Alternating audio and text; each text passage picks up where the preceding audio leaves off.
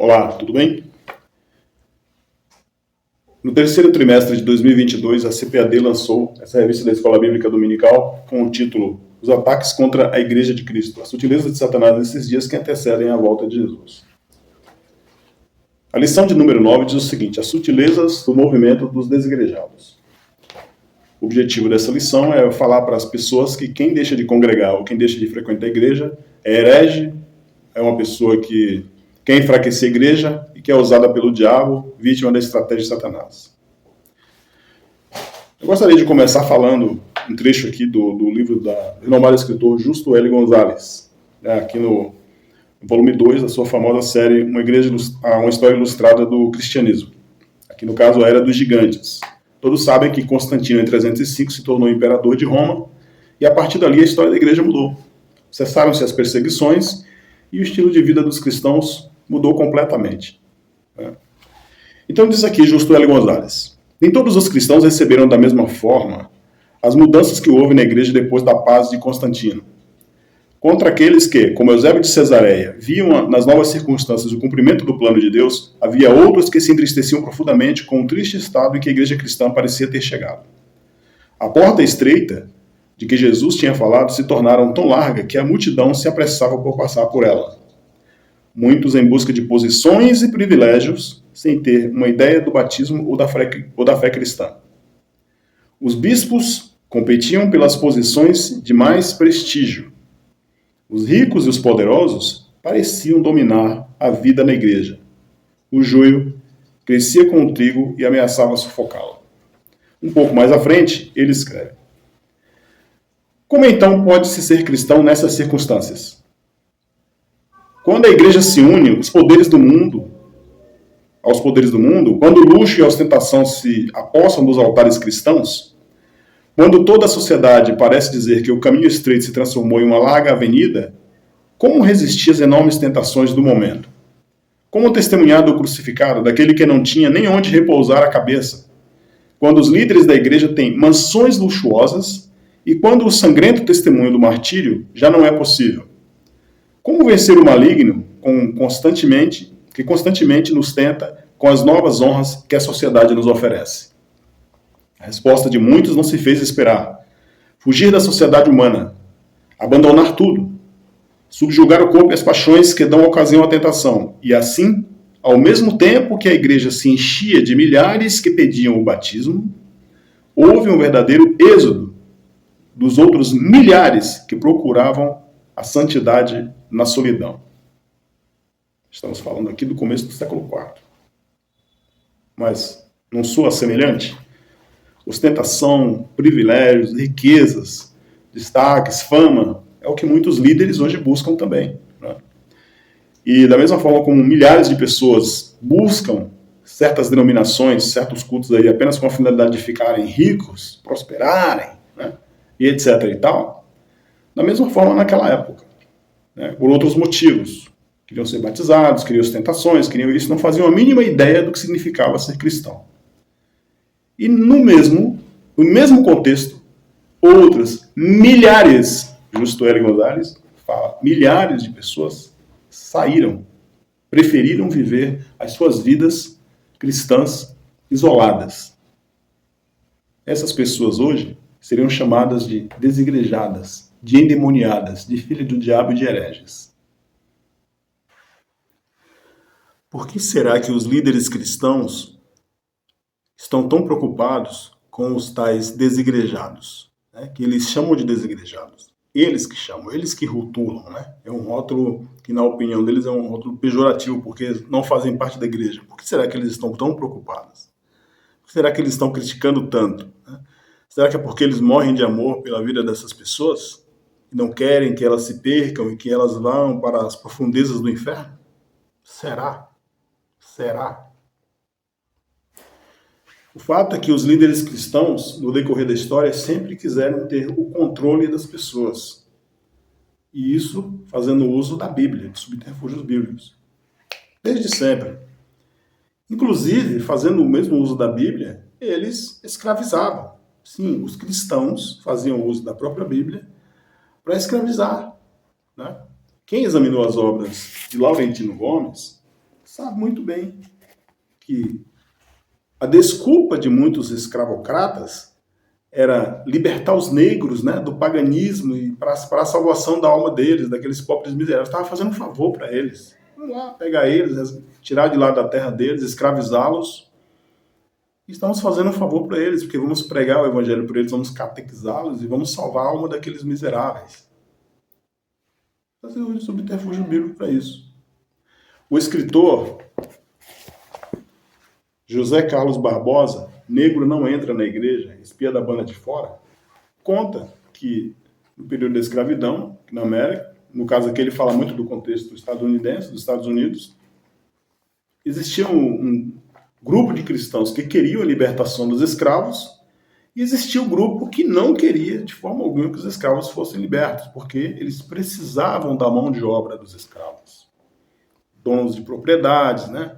Cultivavam lá o algodão, né? Alguns no sul cultivavam o tabaco, mas aqui na América do Sul a cana-de-açúcar. Mas o fato é que os escravos eram muito importantes para eles. Então eles começaram a questionar aqueles que queriam que os escravos que fossem batizados fossem libertos e desenvolveram uma outra tese, né, para dizer que os escravos, mesmo sendo cristãos, mesmo os escravos que se tornaram cristãos, deveriam permanecer sendo escravos. Uma das estratégias desenvolvida por um homem chamado William Carpers, acredito que esse é o nome dele, William Carpers, um dia ele fez o seguinte, pegou a propriedade, deixou na mão dos escravos, falou, olha, vocês vão ficar aí tomando conta da propriedade com total liberdade e eu vou me ausentar por uns dias. Ele se ausentou por uns meses, não vamos falar quantos meses. Quando ele voltou, cerca quebrada, plantações destruídas, animais desaparecidos, né, que os escravos tinham comido, e os escravos lá. Qual foi a conclusão então de William? Que os escravos não podiam ser pessoas livres porque eles não tinham condições, eles eram como crianças, eles não sabiam tomar conta de si próprios. E ele só não disse que os escravos não tiveram nenhum tipo de instrução, né, para viverem por conta própria. Não tinha instrução nenhuma. Muitos escravos eram tratados como bichos, como animais. Houve uma época, inclusive, em que o escravo eunuco era muito importante, né, para os donos de escravos, porque para tomar conta dos haréns e tal, e era um tipo de escravo caro. E existia um ato entre os cristãos copta de castrar os escravos quando ainda adolescentes. Quando adolescentes eram castrados. 90% deles morriam. Se não morresse na hora, morriam depois. Os cristãos faziam isso.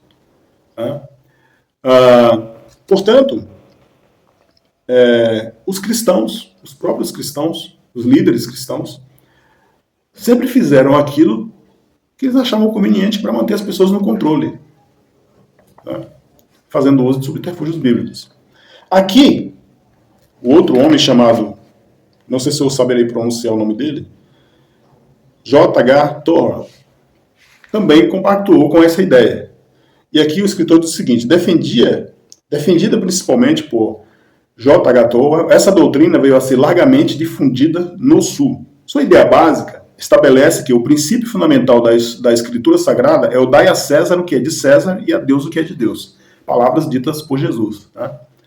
Desse modo, questões políticas e sociais pertenciam a César, ou seja, não cabia aos líderes da igreja ficar discutindo essa coisa de libertação dos escravos, de emancipação, não. Isso era coisa deles, né?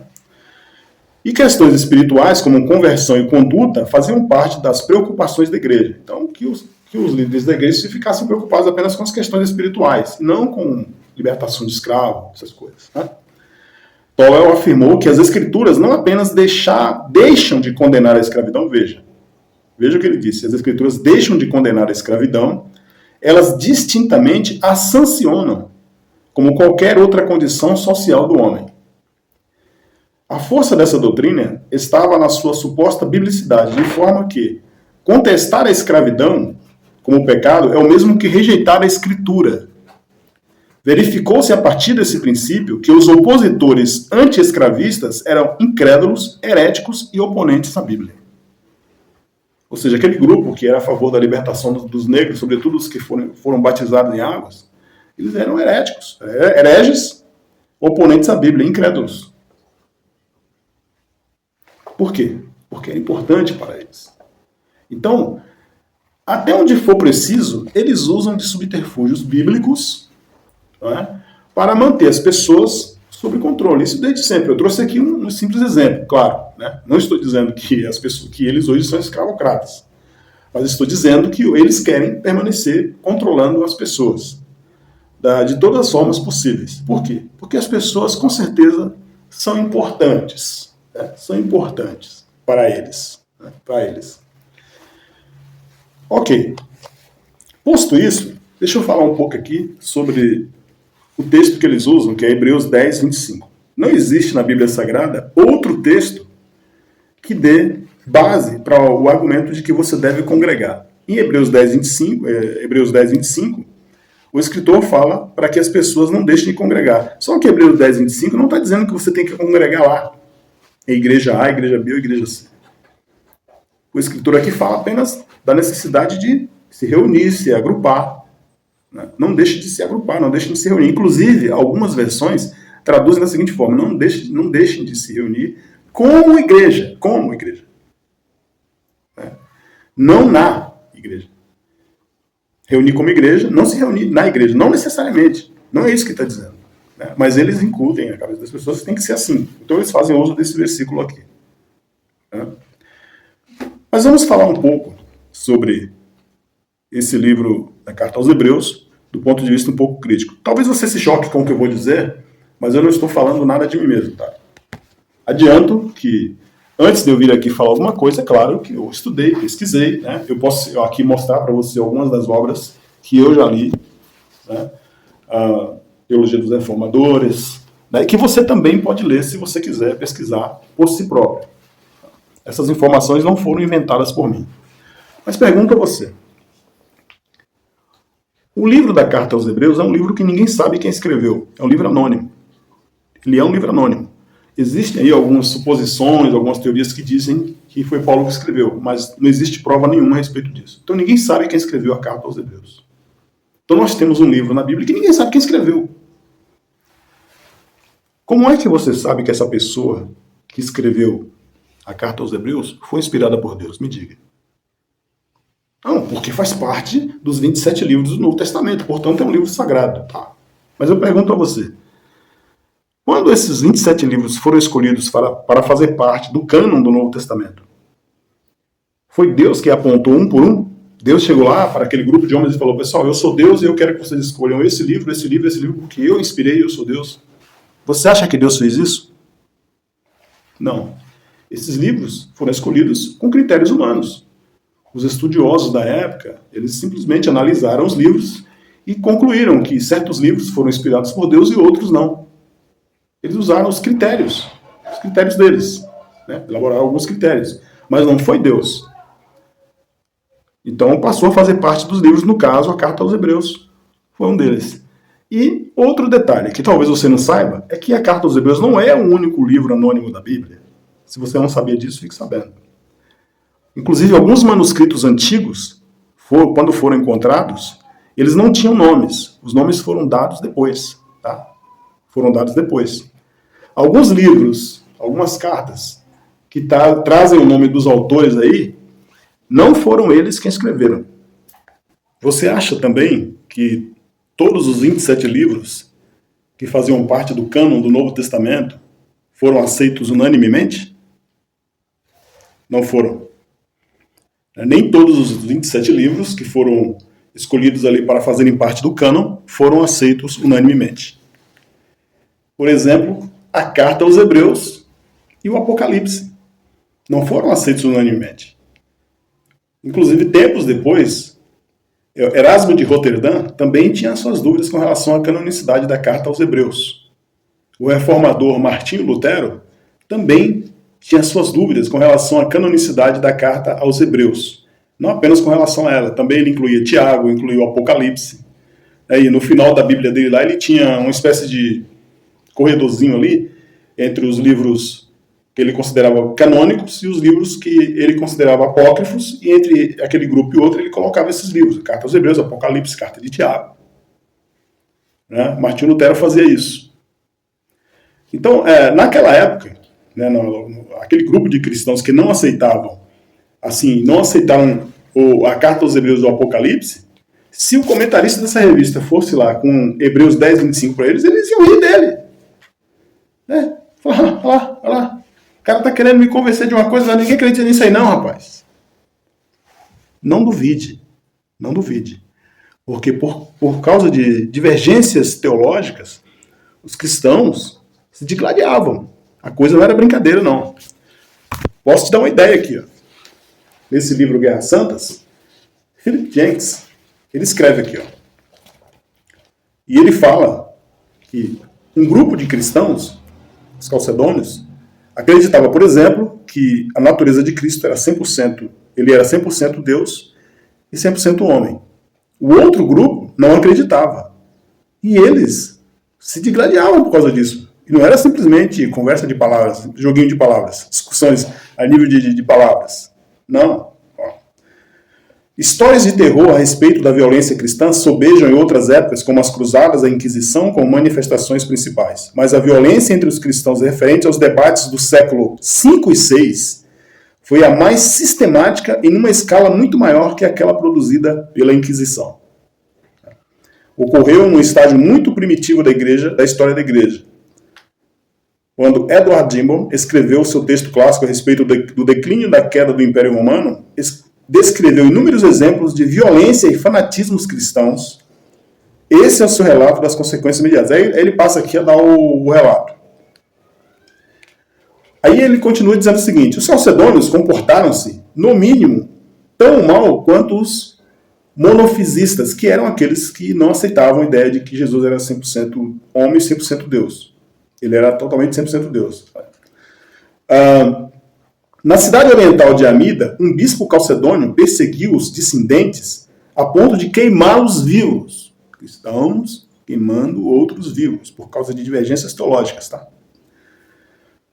Seu plano mais diabólico envolveu pegar leprosos com as mãos gotejando de sangue e pus e colocá-los sobre os fiéis monofisistas até eles enxergarem a razão. Ou seja, pegaram as pessoas que eram leprosas, né, com as mãos ali gotejando de sangue e pus e colocavam em cima dos monofisistas, que eram aqueles que não queriam aceitar os conceitos doutrinários deles até que eles aceitassem, ou pegavam lepra, que era uma doença incurável na época, né, hoje chamada de hanseníase. Mesmo a Eucaristia, para quem não sabe, é o ato de ceiar hoje no contexto protestante, tornou-se um componente essencial do terror religioso. Durante as longas guerras religiosas, pessoas ficavam regularmente e frequentemente analisando os outros fora da igreja, declarando anátemas, isto é, maldições, e o sinal para isso era admitir ou não admitir as pessoas à comunhão. Nos episódios extremos, a comunhão era imposta pela violência. A comunhão que ele fala aqui é o ato de ceiar, né? O ato de ceiar era imposta pela violência física, de modo que a Eucaristia se baseia em ideias de desprendimento e abnegação, tornou-se um instrumento de opressão. Então veja, por questões como essa, os cristãos se matavam. E se matariam se fosse necessário, se esses comentaristas de hoje, esses questionadores de hoje, estivessem naquela época.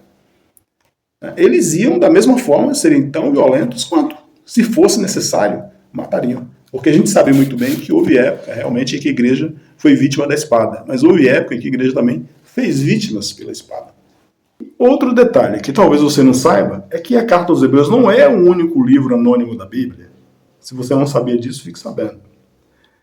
Inclusive, alguns manuscritos antigos, quando foram encontrados, eles não tinham nomes. Os nomes foram dados depois. Tá? Foram dados depois. Alguns livros, algumas cartas que trazem o nome dos autores aí, não foram eles quem escreveram. Se você não sabia disso, fique sabendo. No caso da Carta aos Hebreus, todo mundo sabe que ninguém sabe quem foi que escreveu. Né? E aí, fica aquela pergunta, como é que você sabe? Mas, seja como for, hoje em dia, de uma forma em geral, os cristãos consideram que a Carta aos Hebreus é um livro inspirado porque faz parte da Bíblia, né? Faz parte do Novo Testamento. E todo mundo sabe também que para os protestantes, qualquer assunto relacionado à fé tem que estar fundamentado aqui. Tá? Tem que estar fundamentado aqui na Bíblia Sagrada. Se não for fundamentado aqui, eles dizem que é opinião. Então, assuntos de fé, doutrina, tal, tem que ter uma base aqui. E é por isso que os comentaristas da revista, eles fundamentam, né, eles pegam o texto áureo de Hebreus 10, 25, para discorrer a respeito do assunto e convencer as pessoas de que elas têm que permanecer congregando na igreja. E eu vou falar a respeito disso a partir de agora. Pois bem, o texto áureo dessa lição, né, que é dessa revista dominical, não poderia ser outro. Está baseado em Hebreus 10, 25. Eu falarei um pouco mais à frente a respeito. E aqui a verdade prática, onde diz o seguinte: o movimento dos desigrejados deve ser visto como um desvio da verdadeira espiritualidade. Então vamos ver que desigrejado, na concepção dessa revista aqui, são pessoas que não congregam, que se recusam a congregar. Então essas pessoas se desviaram da verdadeira espiritualidade, que é expressa no contexto da verdadeira igreja. Entende? Não é simplesmente o desigrejado em si, é você deixar de congregar. Se você não congrega, você é um desigrejado, por qualquer motivo. Aqui na frente, esse aqui é um plano de aula, porque essa revista aqui, ela é uma revista de professor. Então tem um plano de aula onde o professor é orientado. Então na orientação aqui já deixa claro: introdução. A reunião da igreja local, o corpo visível de Cristo, é essencial ao crescimento espiritual e pessoal do crente.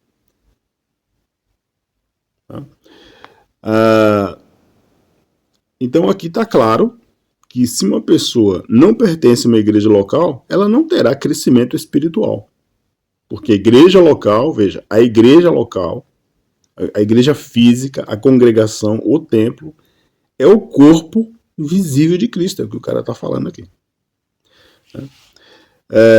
Motivação. Será possível uma igreja livre de qualquer tipo de institucionalização? Veremos que não. Isso aqui é orientação ao professor para que ele repasse para a classe.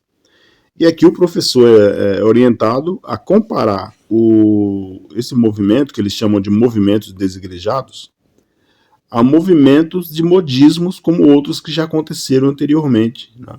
Então, a pessoa que está na escola dominical, o professor passa isso para ela: olha, está vendo as pessoas que não congregam, os desigrejados? É mais um modismo que surgiu, como surgiu aí o movimento G12, o triunfalismo, a confissão positiva, a marcação da voto de Cristo e tal. Então, o fiel que vai na escola dominical ouvir o professor, ou o pastor lá que está ensinando, ele recebe esse tipo de instrução. Né? A pessoa não congrega, não faz parte da congregação, deixou de congregar, não quer frequentar mais. Não, essa pessoa aí é simplesmente mais um seguidor de mais um modismo aí, é um herege. É um herege, eles falam isso na própria revista aqui na frente, é herege. Tá? Então vamos lá. A reunião da igreja local, o corpo visível de Cristo, é essencial ao crescimento espiritual. Então a igreja local é o corpo visível de Cristo e é essencial ao crescimento espiritual. Agora eu pergunto a vocês, senhores, vocês se lembram que na pandemia, logo em 2020, o que aconteceu aqui no Brasil? Todas as igrejas foram fechadas. As igrejas locais, elas foram fechadas. E não foi só por um dia, uma semana, um mês, 2. Ficou um longo tempo assim. Vocês se lembram disso aí? E aí? E aí? Se aqui embaixo ele fala que não é possível viver livre de qualquer tipo de institucionalização, e aqui ele fala que é essencial ao crescimento espiritual e pessoal do crente, e aí? E nessa época aí? Como ficou isso aí? Como que vocês conseguem explicar isso? Porque naquela ocasião, todos os cristãos se tornaram desigrejados. Sim, porque se a pessoa que não frequenta um templo é um desigrejado, então todos se tornaram desigrejados. Porque não podiam frequentar templo, não podiam se reunir, não podiam congregar, se tornaram desigrejados, foram obrigados a se tornarem desigrejados. Vocês esqueceram disso? Pois é, isso aconteceu. Né? E não apenas isso, se você parar um pouco para pensar, a revista Portas Abertas, por exemplo, fez um artigo interessante em 2013 sobre os cristãos secretos. são cristãos muçulmanos que, por serem muçulmanos, né, e por viverem em um ambiente totalmente hostil, eles são obrigados apesar de acreditar em Cristo, de crer em Cristo, eles são obrigados a viver uma vida secreta, escondida. E aí? Eles não vão à igreja, eles não frequentam. Existem muitos, ainda nos dias de hoje, que vivem nessa condição. Eles não podem congregar em uma igreja, não podem assistir a um culto, tá? Porque as circunstâncias não permitem. E aí, como é que vocês falam? Como é que vocês lidam com isso? Quer dizer que essas pessoas, então, elas não estão tendo crescimento espiritual nenhum. Como vocês conseguiram crescer espiritualmente? Na pandemia, como esses cristãos que vivem isolados em boa parte do mundo conseguem? Agora aqui, já que tudo voltou à normalidade, né? Quem não vai à igreja agora virou herege. Quer dizer que vocês foram herege por um tempo, todos os cristãos foram herege por um tempo, inclusive vocês que escreveram essa revista aqui, foram hereges, porque vocês foram desigrejados, ficaram em casa, por força de lei. Tiveram que ficar em casa, todo mundo afastado, isolado. Tá? Então, foram desigrejados por um tempo, agora não são mais. Foram hereges, agora não são mais. Agora são só os que decidem permanecer fora. Você entende? Então, você que vai à escola dominical, tem que ter cuidado com o que você escuta lá, com o que estão te ensinando. É porque nem tudo que se ensina lá é verdade. Nem tudo.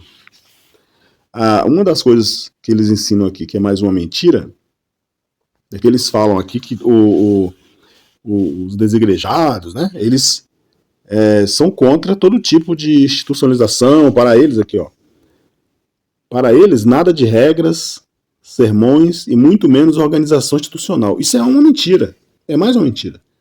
Dizer que as pessoas que não congregam, não é nada disso. Existem grupos de cristãos que se reúnem, como eu mesmo conheço, eles se reúnem para cultuar, né, para louvar, eles se reúnem, eles cantam hinos, eles adoram do jeito deles, eles expressam a fé deles, fazem teatro, eles fazem tudo que se faz numa instituição com CNPJ, eles fazem lá separadamente, né, porque o problema, senhores, não é essa questão, né, de deixar de ser obediente a regras, né, a imposições, não é isso, né, não quer se submeter à autoridade, como vocês falam aqui na revista, não é nada disso.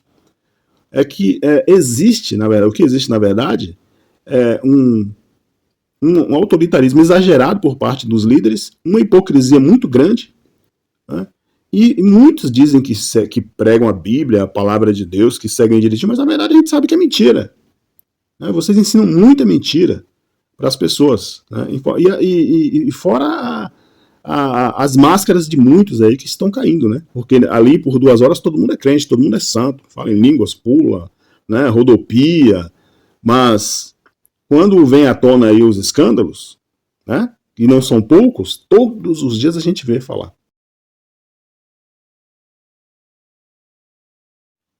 Muito bem, eu gostaria de comentar aqui a respeito do contexto de Hebreus 10, 25. Né, que é o texto áureo da revista. Então, nesse caso aqui, qual é o contexto? Aquilo que está vindo antes, os versículos que vêm antes aqui. Então, a partir do 19, o escritor diz o seguinte: por isso, irmãos, por causa da morte de Jesus na cruz, nós temos completa liberdade de entrar no lugar santíssimo. Por meio da cortina, isto é, por meio do seu próprio corpo, ele nos abriu um caminho novo e vivo. Um caminho novo. Um caminho novo, tá? Você vai entender por que eu estou falando isso. Nós temos um grande sacerdote para dirigir a casa de Deus. Ok. Que caminho novo é esse? Que casa de Deus é essa?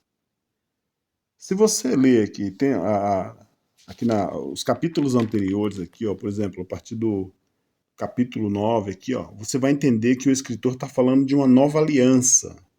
De uma nova aliança. Tá?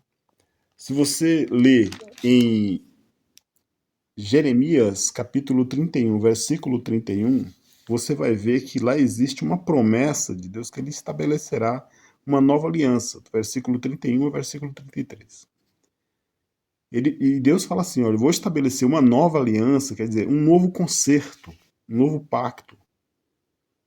Né? Você sabia que a palavra testamento quer dizer concerto, pacto? Por que existe o Novo Testamento na sua Bíblia? Porque fala do novo pacto, vai contar a história do novo pacto, do novo concerto que Deus fez. Entende? E isso é muito importante que você entenda. Por quê? Quando esse novo pacto se inicia, ele se inicia na morte de Cristo, tá? O Novo Testamento, novo pacto, novo concerto, nova aliança, Novo Testamento, tá? Quer dizer isso é a mesma coisa?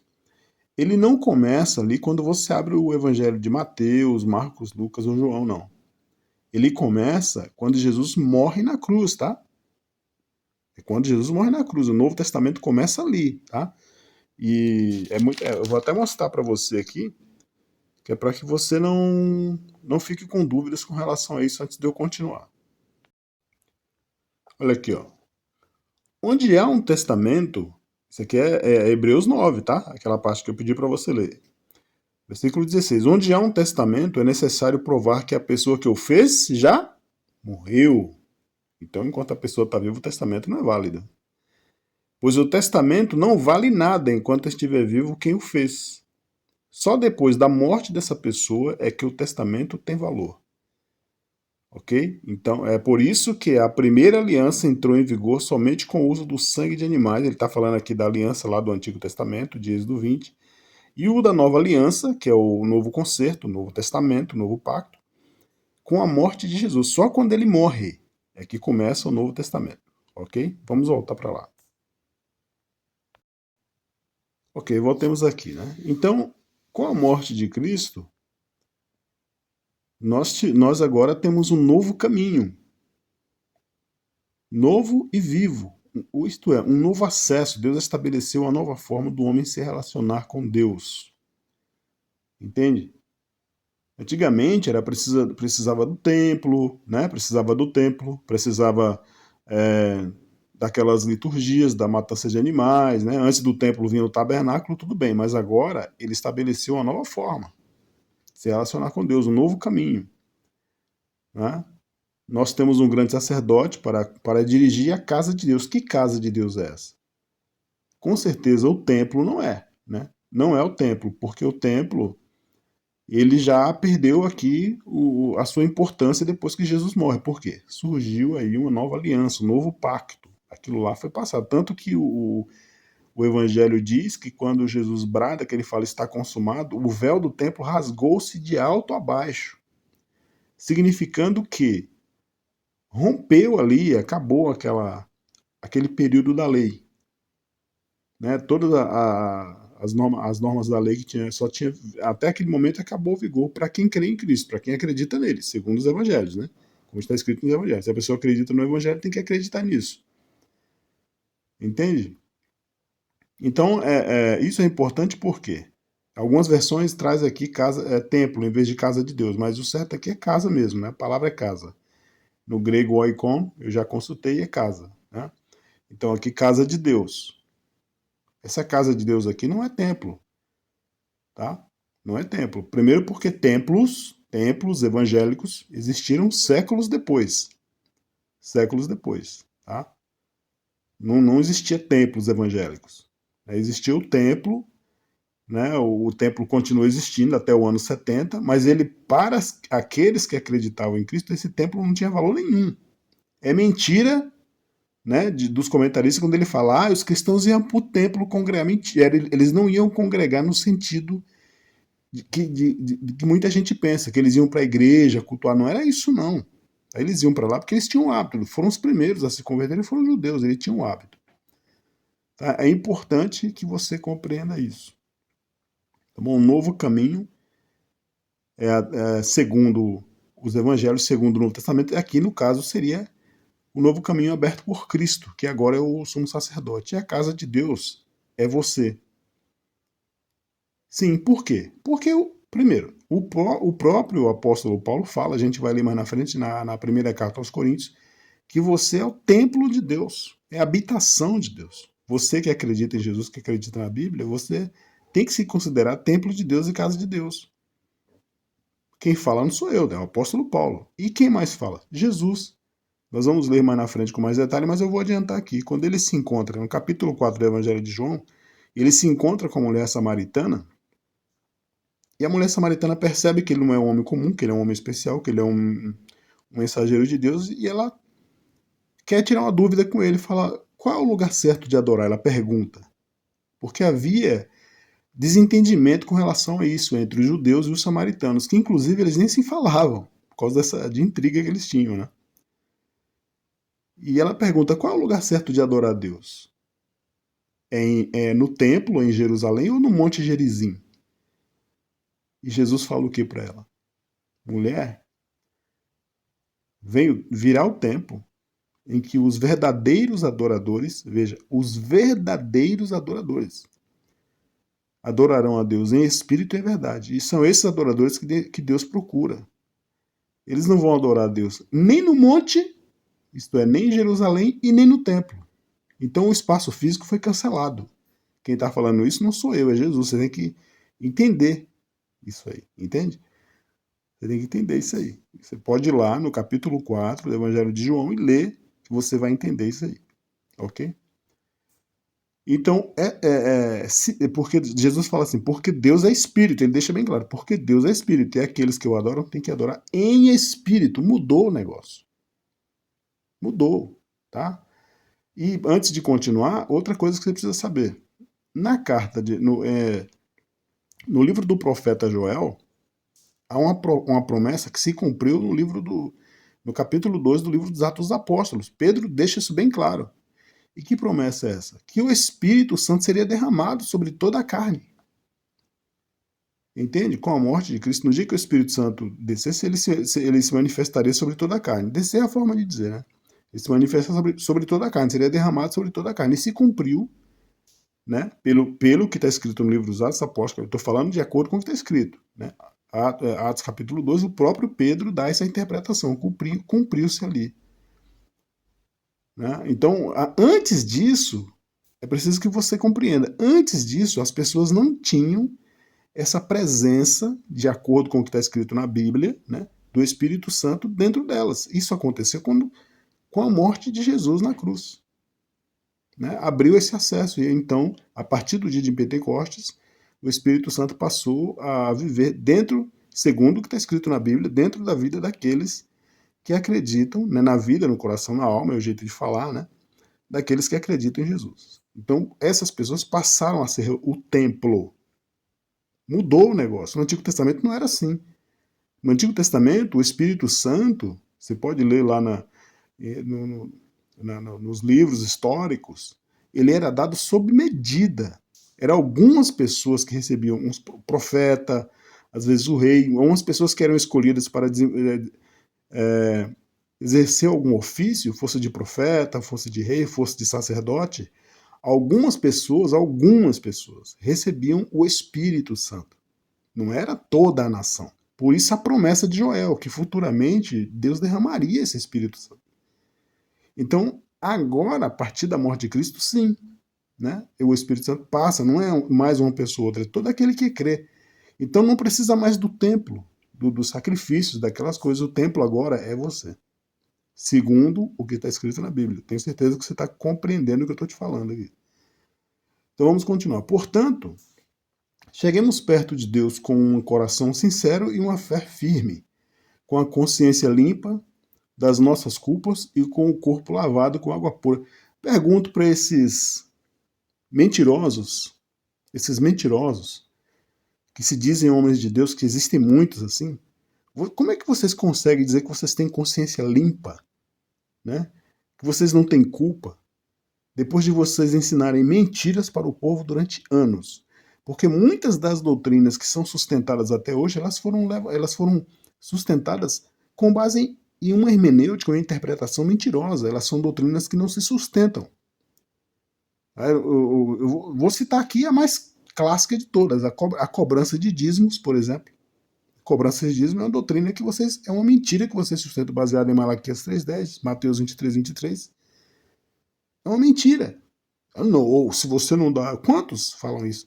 Se você não der o dízimo, você está roubando a Deus e você vai para o inferno, porque ladrão não entra no céu. É assim que vocês falam. É assim que vocês falam. Isso é mentira, é apenas uma delas. Tá? Porque eu não vou poder ter tempo aqui para citar todas. Essa é até boa, que é a clássica e a mais polêmica. Tá? E como é que vocês, depois de ensinar tanta mentira para as pessoas, porque tem muitos de vocês que falam isso na ingenuidade, que aprenderam de outros, mas vocês que estudam, que estudaram teologia, tem pessoas aí que são bem estudadas, sabem interpretar texto, sabem o que está falando, então, mas continuam mentindo. Parece que são pagas para mentir para as pessoas. E como é que vocês se aproximam de Deus com consciência limpa? Vocês têm essa consciência limpa? Porque se vocês falarem que vocês não têm dor na consciência, que vocês não se importam, não ligam para isso, a consciência de vocês está... as consciências de vocês estão cauterizadas. Nem consciências vocês têm mais. Por isso que vocês nem sentem quando vocês estão mentindo e não se importam de estar mentindo para as pessoas. Versículo 23. Guardemos firmemente a esperança da fé que professamos, pois podemos confiar que Deus cumprirá as suas promessas. Versículo 24. Pensemos uns nos outros a fim de ajudarmos todos a terem mais amor e a fazerem o bem. Olha só. A gente sabe que muitas igrejas, no segmento pentecostal, os caras pegam uma pessoa, coloca lá num ponto de pregação, aí começa a pregar ali, vai crescendo, vai aumentando o número de participantes, e aí chega no momento que ele fala, agora nós temos que comprar um terreno. O que ele faz? Ele faz um esforço danado, e cobra dízimo, e faz campanha, e levanta fundos, e vende bolo, faz feijoada, ele faz de tudo, porque o pastor lá fala assim, não, se vira lá com os irmãos, né? A gente não pode, tem que ter o dinheiro da sede, é assim, tem uma porcentagem da sede lá que não pode faltar. E aí o líder, o pastor, o presbítero, sei lá, quem está lá na frente, se vira para comprar o terreno. E os irmãos vai de boa vontade, achando que está fazendo a obra de Deus, vão lá, fazem um sacrifício, tira dinheiro de onde não pode e compra. E esse mesmo esforço é feito para construir. Os caras vão lá, se endividam e jogam nas costas da igreja. Os irmãos vão lá, é a obra de Deus, vamos pagar, e pagam. Fica aquela coisa bonita, aquele templo bonito, bem construído. Só que lá dentro daquele templo tem gente que está pagando aluguel, tem gente que está morando numa casa que não tem nem piso, tem gente que vive uma vida miserável, e esse mesmo esforço eles não fazem para ajudar essas pessoas. Por que eles não falam assim, irmãos, vamos nos juntar aqui, vamos construir uma casa para aquele irmão, está pagando aluguel há muito tempo, que ele não ganha bem, não tem condições, ele nunca vai ter condições de comprar uma casa. Vamos dar aquela irmã, vamos dar aquele idoso, aquela pessoa que está passando necessidade, que está desempregado, aquele que tem que comprar um remédio, o dinheiro dele não dá. Por que não existe esse mesmo esforço para ajudar as pessoas? Porque o negócio deles é cimento e areia. Eles estão preocupados em expandir a denominação, eles não estão preocupados com as pessoas, com o ser humano. Então eles não pensam uns nos outros coisa nenhuma, em fazer o bem coisa nenhuma. Entende? Aí depois eles vêm cá com simplesmente o último texto, que é o Hebreus 10, 20, que não abandonemos, como alguns estão fazendo, o costume de assistir às nossas reuniões. Só que aqui assistir às reuniões não significa que você tem que estar necessariamente lá. Né? Você pode se reunir em qualquer lugar. Na sua casa, com a sua família, seu pai, sua mãe, seu sobrinho, sua sobrinha, seu irmão, seu tio, sua tia, enfim, seus parentes, seu filho. Porque Jesus falou o quê? Onde houverem 2 ou 3 reunidos em meu nome, ali estarei eu. Quem falou não foi eu, foi Jesus, ele falou. Vamos ler com mais detalhes lá na frente. Se você está reunido em nome de Jesus, acabou o problema, acabou. Não sou eu quem fala, eu não estou inventando nada. Se você acredita na Bíblia, você é cristão, é isso aí. Entende? É isso aí. Não é obrigado. Não existe uma ordem, uma vírgula, um capítulo, um versículo, nada dizendo para os pastores construir templo, cobrar dízimo e dizer que isso é obra de Deus, né? Criar convenções, ministérios, não existe nada disso. Não existe isso. Tá? Isso aí é criação do homem. Entendeu? É isso aí. Aqui mais algumas mentiras, né? Nessa revista aqui, nessa afirmação que eles fazem. Uma delas está aqui. Acreditam, está falando dos desigrejados, Porque na igreja primitiva não havia organização nenhuma e muito menos qualquer estrutura clerical. Isso não é verdade. Muitos cristãos que não frequentam a igreja acreditam nisso, sim. Eles acreditam.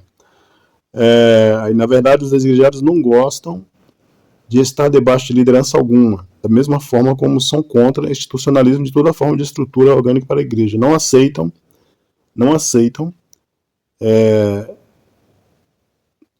que alguém esteja na posição de autoridade sobre eles.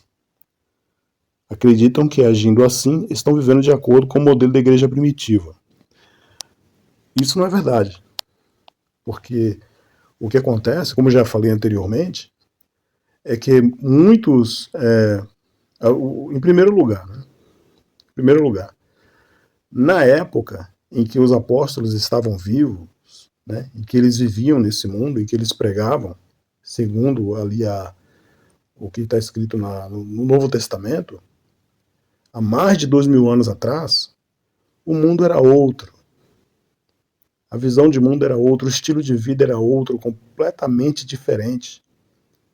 Os apóstolos não tinham convenções, não tinham pastor-presidente, não tinham lá essa hierarquia que vocês criaram posteriormente, não existiam várias denominações e segmentos, não é? Era outro contexto, a vida era outra. Então, as pessoas naquela época, evidentemente, elas obedeciam e aceitavam, né, a autoridade, porque sabia quem eram as pessoas que estavam ali. Conhecia a vida daquelas pessoas, sabiam que eram pessoas sinceras e que realmente serviam a Deus, né, conforme está escrito no Novo Testamento. Né? É claro que já existiam falsos profetas naquela época, existiam. Paulo mesmo denunciou alguns, também Pedro. Mas existiam aqueles como eles que eram pessoas sinceras. E os cristãos verdadeiros obedeciam sim a eles e reconheciam. Só que não tem nada a ver com o que vocês fazem hoje. Nem Paulo, nem Pedro, nem nenhum dos apóstolos viviam solapando os crentes aí, fazendo campanha para arrecadar dinheiro, arrecadar fundos, né, sob a alegação de que era para manter a obra de Deus. Paulo trabalhava. Ele não mentia, ele não inventava uma hermenêutica. Qual foi o momento em que você viu Paulo, Pedro, qualquer um dos apóstolos ou Jesus usando Malaquias 3:10 para arrancar dinheiro dos fiéis, para dizer que era para a obra? Paulo trabalhava, eles se viravam. A doutrina do dízimo, repito, não existia. Templos não existiam, vieram a existir séculos depois. Né? Se vocês se comportassem, tivessem uma vida comportada, um comportamento adequado de um cristão do calibre dos apóstolos, né, daqueles homens que viveram naquela época, com certeza vocês teriam a atenção de todo mundo. Né? Inclusive, acredito que a igreja seria outra. Entende? É o contrário do que nós vemos hoje. Né? Pastor roubando, pastor adulterando, desentendimento com o outro o tempo todo, né? Etc e tal. Tem um monte de vídeo na internet aí que é só fazer uma busca. Eu não vou colocar porque vai ficar muito longo o vídeo, vai ficar demais. Eu tava até querendo colocar, mas não dá.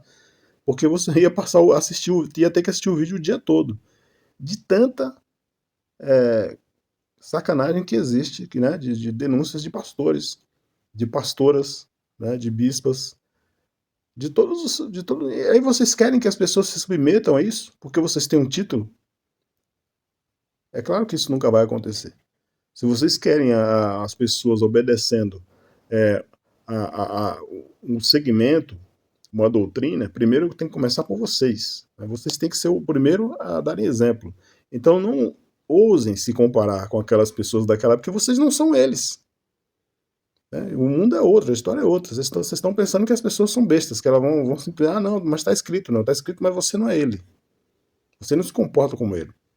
Né? Não vem com aquele papo de dizer, não, eu faço o que eu mando, não faço o que eu faço. Não é assim, não. Se você não tiver a sua vida pautada ali, uma vida realmente ilibada de um cristão de verdade, então pode esquecer, você não tem direito de cobrar absolutamente nada de ninguém.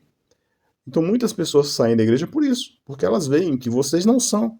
No púlpito ali pregando por 2 horas, todo mundo é crente, né? Fala em línguas, prega, não sei o que, aquela coisa, mas a vida de vocês não diz isso. A vida de muitos de vocês não diz, a maioria, de 1000 tirar um. Então vocês não têm o direito de querer usar a Bíblia nesse sentido para dizer que eles não, porque é mentira. Existem muitos aí, grupos cristãos que se organizam, tá? Eles têm lá a organização deles, existe a pessoa que é a pessoa responsável, existem pessoas assim. Nem todo mundo que deixa de frequentar uma denominação, ela está vivendo sozinha, isolada. Alguns sim, mas não todos. Né? Tem gente que se reúne, se organiza, eles tomam ceia, eles se batizam, eles simplesmente não querem papo com vocês. Porque o negócio de vocês é grana. Você entendeu? Muito bem. Não dá para comentar, né, tudo que eles estão falando, porque o vídeo deles aqui tem mais ou menos cerca de 50 minutos, então tomaria muito tempo.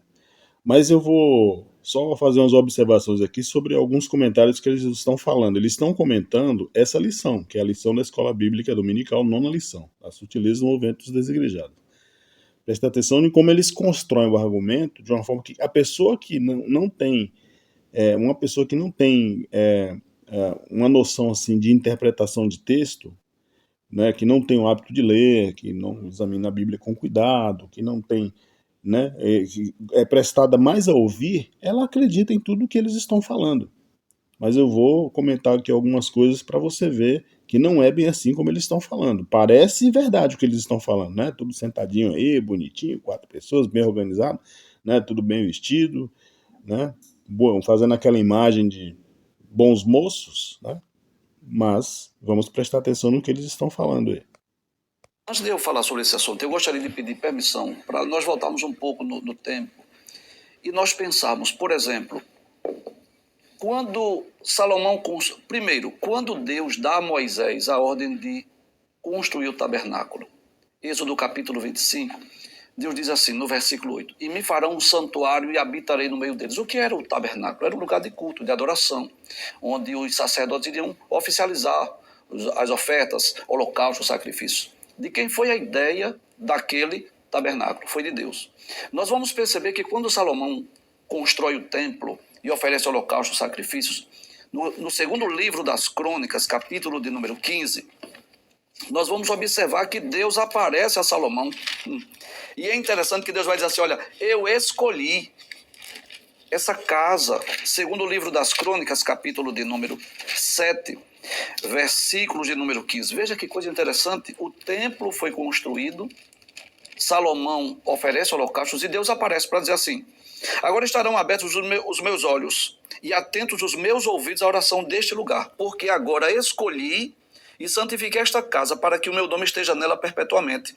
E nela estarão fixos os meus olhos e o meu coração todos os dias. Então nós vamos perceber que essa ideia de lugar de culto não é uma ideia que parte do homem, é algo que parte de Deus, né?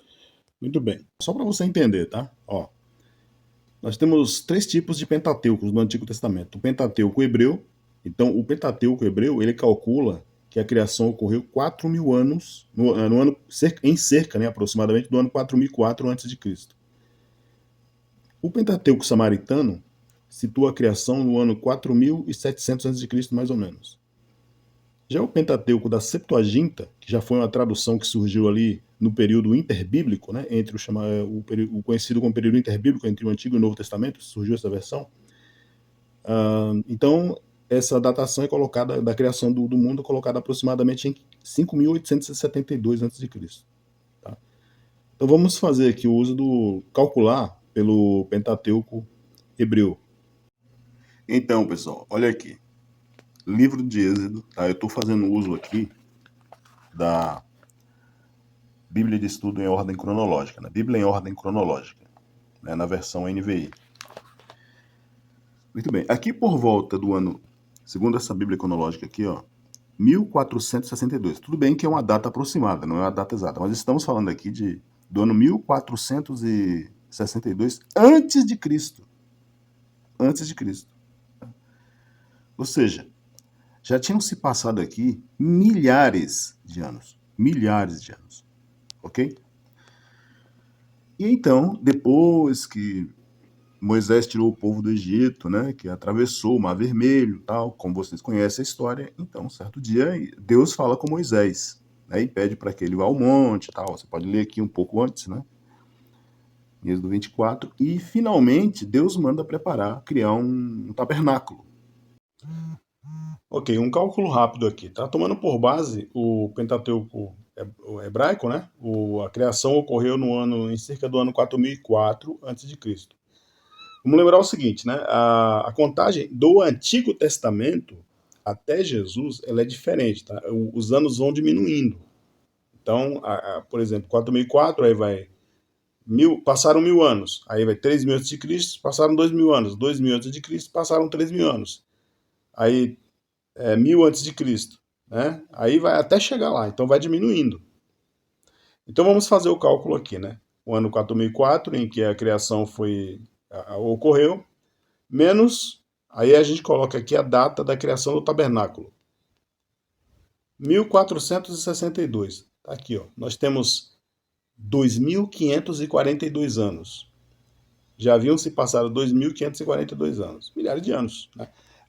Isso tomando por base o do Pentateuco hebraico, porque se eu tomar por base os outros cálculos, né, do Pentateuco samaritano ou do Pentateuco da Septuaginta, esse número de anos aumenta mais ainda, podendo passar de 3.000. Né? Então, milhares de anos haviam se passado. E você vai entender por que eu estou fazendo esse cálculo. Lá, aqui na frente, né, no próximo vídeo, você vai entender por que eu fiz esse cálculo aqui. Ainda fazendo uso da tábua cronológica da Bíblia, vou mostrar para você aqui quantas pessoas viveram antes do tabernáculo. Né? Quantos, né, umas milhares de anos, tomando né, por aquele cálculo lá, mais de 2.500 anos. Então veja, nós temos aqui Adão, né? Nós temos aqui da descendência de Adão, nós temos Sete, Enos, Cainã, né? Matusalém, Lameque, né? Era patriarcal. Tá? Noé, Jared, Malalael, Cainã, Noé, Matusalém, né? Matusalém, e assim sucessivamente. Vão se passando os anos. Né? Sem, Jafé, Gomé, Magog, Madai, Javá, Tubal, Meseque, Tiras, enfim, são muitos. Can, Arfaxade, Salá, Eber, Peleg, Serug, Hel, Naor, Terá, Arã, Isca, Ló, Moabe, Benamim, Labão, e assim vai, né? Tem Abraão, Misaim, Put, Sidom, Nimrod, Sem, Arfaxade, Eber, Peleg, aqui é uma repetição porque ele está dando outra explicação aqui embaixo. Né? Aí, então, todas essas pessoas, não vou poder mostrar tudo, evidentemente, mas todas essas pessoas, aí você pode incluir aí, que eu não vou, senão vai ficar muito longo aqui para eu encontrar todos, você pode incluir aí, entre essas pessoas, você pode incluir aí, é claro, Abraão, claro, Isaac, Jacó, Noé, já foi falado, você pode incluir aí Enoque, né, Matusalém, Melquisedeque, José do Egito, né, que foi para o Egito, que era um dos filhos de Jacó, os filhos de Jacó, as mulheres, olha, era muita gente, né, muita gente viveu naquele período de tempo. E a pergunta que eu faço, senhores, é a seguinte: como é que essas pessoas se relacionavam com Deus? Como é que essas pessoas se relacionavam com Deus? Me respondam. Porque não existia Bíblia, tá? Não existia Bíblia, não existia tabernáculo, não existia templo, ok? E como é que esses homens tinham fé com Deus e se relacionavam com Deus? Como é que eles conseguiam ter comunhão com Deus? Enoque, Deus o tomou para si. Como? E vocês vêm falar que a pessoa precisa de um espaço físico para cultuar a Deus e tal? Nos dias de hoje, sabendo vocês que com a morte de Cristo na cruz, ele estabeleceu uma nova forma do homem se relacionar com Deus, porque depois de Moisés, tudo bem, como nós vimos, o tabernáculo foi criado, mas as coisas não permaneceram para sempre daquele jeito. Veio o templo, idealizado por Davi, né, futuramente, e depois do templo idealizado por Davi, né, o templo foi destruído, aí Zorobabel construiu, depois foi Herodes reformou, né, na época de Jesus, que Jesus estava aqui, Herodes estava reformando o templo, né, que foi destruído no ano 70 depois de Cristo. Entende? E a conversa aqui é a seguinte: vocês iam querer conversar e explicar, porque Deus sempre estabeleceu o lugar de culto. Mas e antes disso? Tudo bem, Deus mandou fazer o tabernáculo, mas a gente tem que entender que antes disso as pessoas tinham fé, tinham comunhão com Deus e se relacionavam com Deus. Então não se esqueçam disso antes de ensinar para as pessoas. Tá? e explique direito que o tabernáculo foi idealizado por Deus, o templo foi idealizado por Davi, foi destruído, tá? Foi destruído. As pessoas não perderam a fé depois que o templo foi destruído. Eles continuaram crendo. Daniel, né? Sadraque, Mesaque e Abednego foram jogados na fornalha. Não tinha templo, tá? E antes do tabernáculo não existia Bíblia, não existia templo, não existia nada, tá bom? E as pessoas tinham fé em Deus. Então explique isso para as pessoas, porque vocês não estão explicando isso aí. A ideologia pessoal em que a pessoa diz assim, olha, eu vou me isolar, eu vou ser crente do meu modo, do meu jeito, da minha maneira. Por trás disso há uma ação diabólica de que enfraquecer a igreja, porque se a igreja se enfraquecer, qual é a tendência natural se cada crente se isolar? Cada crente for crente na sua casa. Aí vai comprometer a evangelização, vai comprometer as missões transculturais, vai comprometer o uso dos nossos dons, né? A nossa vocação, enfim. Então isso vai enfraquecer a igreja vai deixar de cumprir a sua missão. Por isso a gente vê o perigo desse movimento chamado dos desigrejados, porque o objetivo é enfraquecer a igreja e impedir que a igreja cumpra a sua missão. E porque isso eu posso chamar uma sutileza de Satanás. Sutileza de Satanás. A igreja Satanás. hoje é a agência de Deus, que está 24 horas na terra fazendo a obra de Deus. Praticamente tudo o que Deus faz no mundo hoje, ele faz através da igreja. Veja bem, aí ele está falando que os desigrejados se utilizam de Satanás tal, e que Deus faz tudo através que a igreja é a agência de Deus. Mas quando ele fala que a igreja é a agência de Deus, ele está falando de igreja material. Ele não está falando da igreja espiritual, porque a igreja, ele está dizendo então que os desigrejados deixaram de fazer parte da igreja. Né? Ele não tem o direito de falar isso aí. Quem deu direito para um homem desse falar que uma pessoa que deixa de congregar na igreja dele não é mais igreja para Deus? Não é visto como igreja para Deus? Quer dizer, não é uma pessoa mais salva. Quem deu autoridade para eles falar isso aí? Ele está falando isso aí por conta própria, que é para estigmatizar e colocar as pessoas como inimigas da fé, aqueles que não congregam mais. É só isso. A salvação é através da igreja. Quem salva é Jesus, mas quem prega é a igreja. Mas a igreja é espiritual. O crescimento, a edificação espiritual é através da igreja. Quem traz o crescimento é Deus, mas observe, Paulo disse, eu plantei e Apolo regou. Somos nós que vamos plantar, somos nós que vamos regar e Deus dá o crescimento. Então observe, se Satanás consegue tirar os crentes dessa congregação, olha o que ele vai falar, desses cultos congregacionais e isolar, aí vem algumas perguntas. Como é que nós vamos desenvolver os nossos talentos? Como é que nós podemos praticar a evangelização local e transcultural? Como é que nós vamos estar cultuando a Deus congregacionalmente? Então a gente percebe que por trás... daqui a pouco ele vai falar mais outra bobagem, mas eu vou interromper aqui. Eu conheço cristãos que eles se organizam sim, tá? Eles se organizam, eles se reúnem, eles evangelizam, eles saem na madrugada, eles dão comida entregam marmita, entregam comida, eles evangelizam, eles pregam. A mesma coisa que qualquer cristão que frequente uma igreja faz, os outros cristãos também fazem, tá? Com relação à missão transcultural. Ora, missão transcultural. Será que algum deles já foi no Iêmen? Já foi em Omã? Já foi no Afeganistão? Já foi na Coreia do Norte? Já foi na China pregar? Será que eles foram? Porque pregar de púlpito é mamão com açúcar, filho. Aqui no Brasil, então, né? Sair daqui do Brasil para ir pregar numa igreja lá fora e dizer que está fazendo missão é fácil. E ali na igreja, nas filiais deles mesmos, que já são construídas em outros lugares, é fácil. Né? Agora, vai dar cara para bater. Isso aí, missão transcultural, eu quero ver isso aí. É dar cara para bater, vai dar cara para bater. Aí, se falar isso aí para eles, sabe o que eles vão falar? Não, cada um com a sua chamada. Deus me chamou para pastorear, Deus me chamou para evangelizar. O missionário é que vai lá, a gente paga, entendeu como é que é? Aí, isso aí é tudo um argumento que eles constroem, né, que é para convencer as pessoas, né, de que elas têm que ir para a igreja. Mas no fundo a gente sabe o que interessa mesmo para eles aí. Essa ideologia pessoal em que a pessoa diz assim, olha, eu vou me isolar, eu vou ser crente do meu modo, do meu jeito, da minha maneira. Por trás disso há uma ação diabólica. De que enfraquecer a igreja, porque se a igreja se enfraquecer, qual é a tendência natural se cada crente se isolar? Cada crente for crente na sua casa. Aí vai comprometer a evangelização, vai comprometer as missões transculturais, vai comprometer o uso dos nossos dons, né? a nossa vocação, enfim. Então, ele falou que vai enfraquecer a igreja, vai comprometer. Na verdade, vai comprometer outra coisa, né? Uma coisinha que se chama renda, entendeu? Vai comprometer porque o que interessa mesmo para vocês é o cacau, tá? É o cash, tá? Não tem bobo não. E eu vou dar uma explicação a respeito desse negócio de enfraquecer a igreja, tá bom? Eu não vou assistir esse vídeo todo, que é muita bobagem para ficar rebatendo o tempo todo.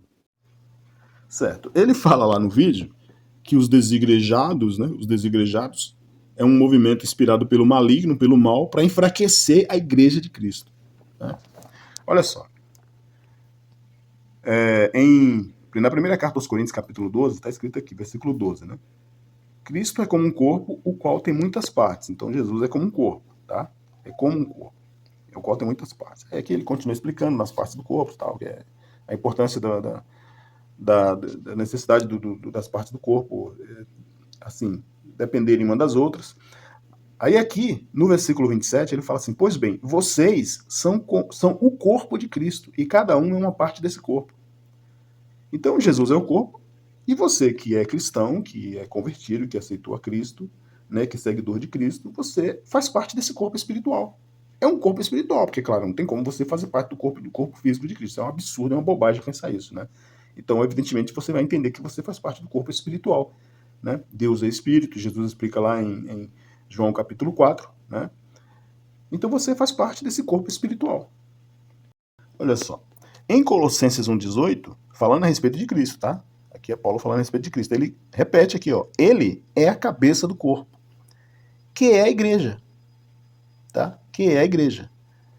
E é ele quem dá vida ao corpo. Então, esse corpo espiritual que é a igreja, é óbvio que você não vai entender isso aqui, o corpo de Cristo, como templo nunca. Não tem como, não tem cabimento. Isso é um absurdo, entender assim. Né? Porque Jesus ele é o cabeça do corpo espiritual. Portanto, ele também é o corpo, como Paulo fala lá, né?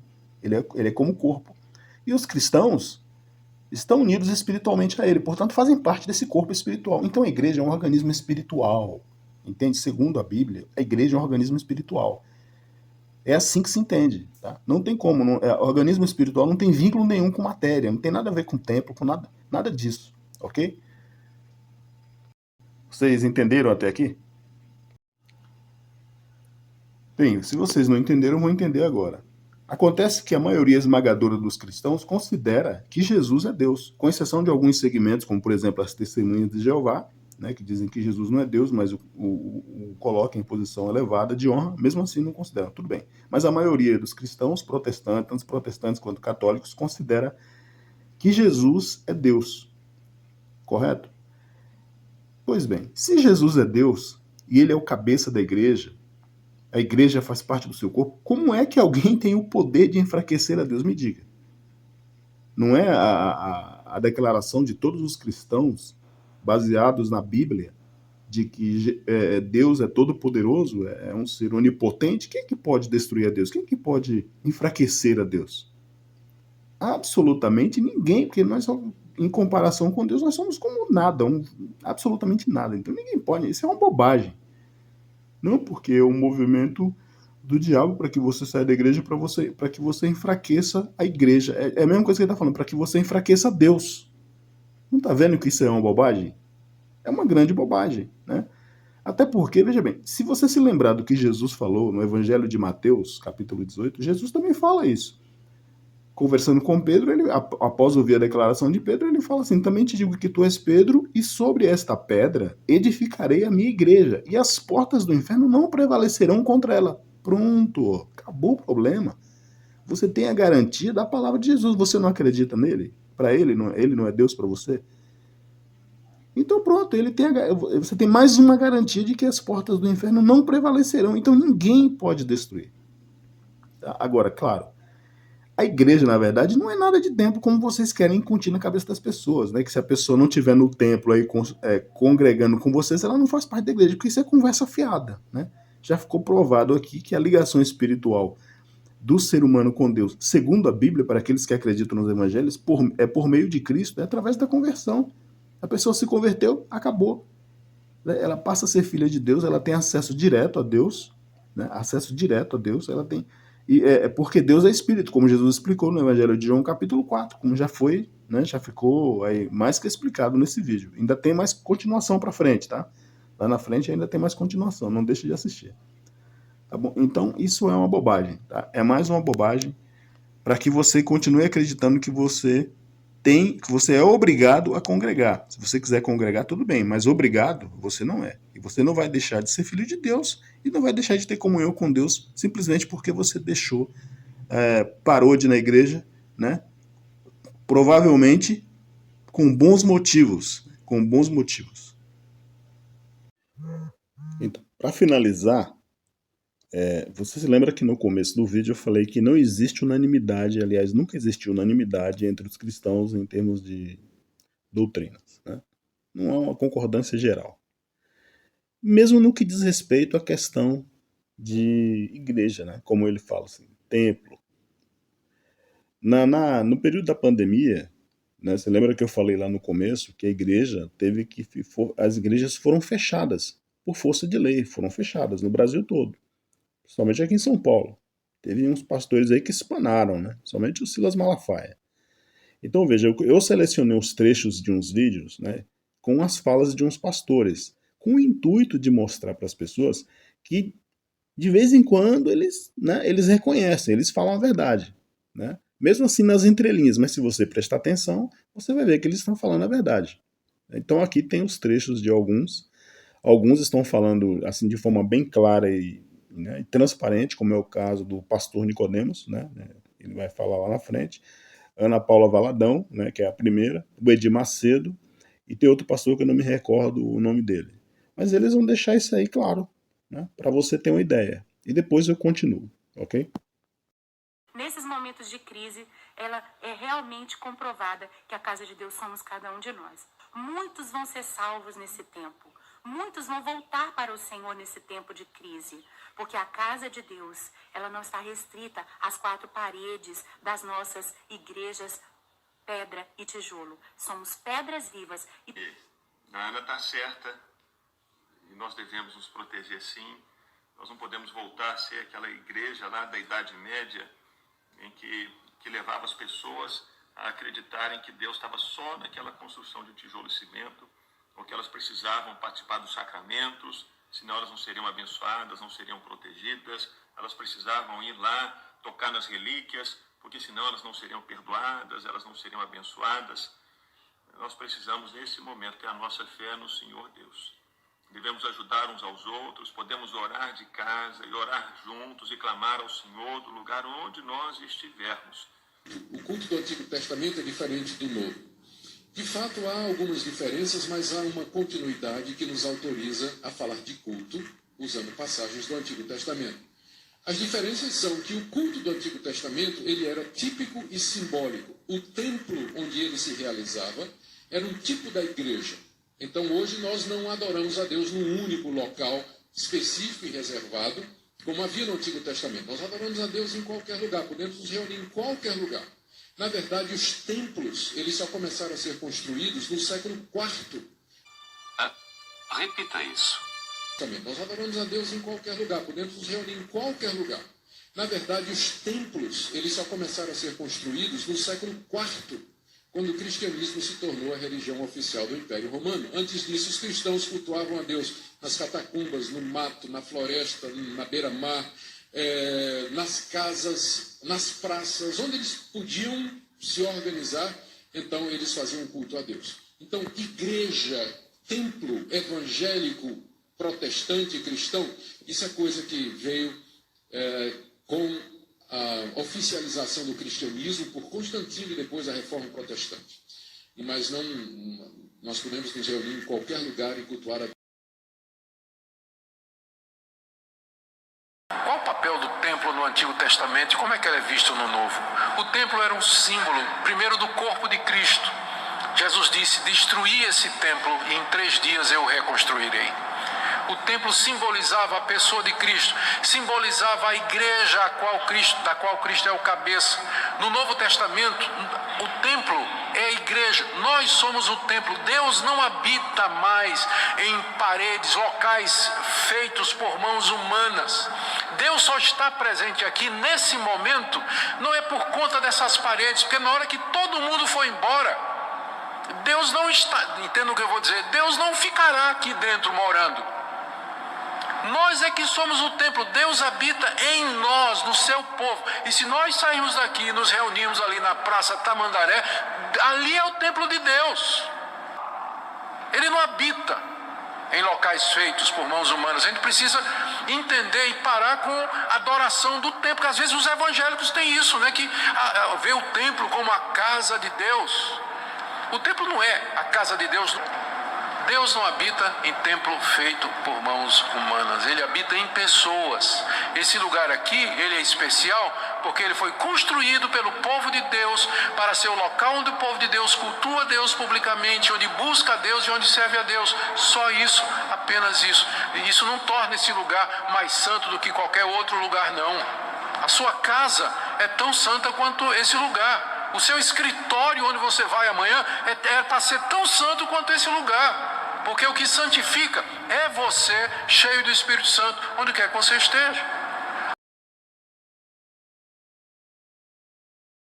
Jesus é o mesmo. O que ele fez no passado, ele faz hoje, faz na sua vida, sem precisar de intermediários. Basta você crer nele de todo o seu coração e invocá-lo. Aí onde você está, ele vai te atender. Não vai precisar de pastor, de igreja, de padre, de bispo, de ninguém. Só da sua fé.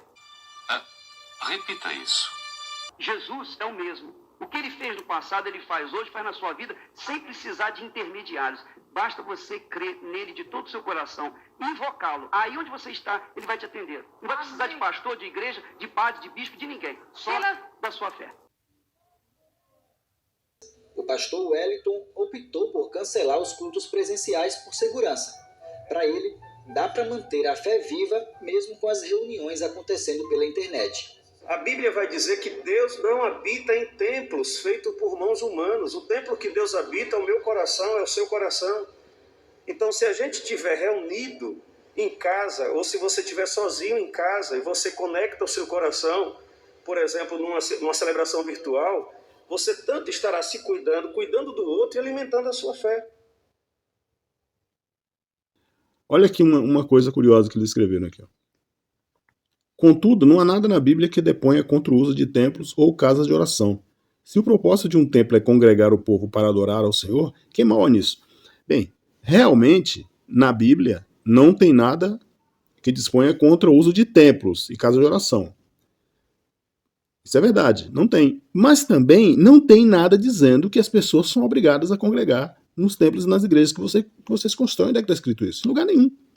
Porque existe uma ordem no Antigo Testamento apenas, para que se construa um templo, e essa ordem aí, na verdade, a ideia de se construir o templo não partiu de Deus, partiu de Davi. Davi teve o desejo de construir um templo, e foi ele que construiu.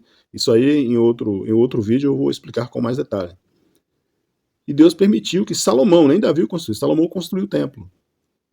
Foi o único templo que Deus autorizou a construção. E ponto final. No Novo Testamento não existe um capítulo, um versículo, nada, nenhum imperativo dizendo que os cristãos precisam construir templos. Correto? Agora, qual é o problema de você ter um lugar para você congregar, para você expressar a sua fé? Né? O problema não é esse. O problema é o uso que vocês fazem disso tudo. Né? Constroem verdadeiros impérios às custas de suados dízimos e ofertas, né?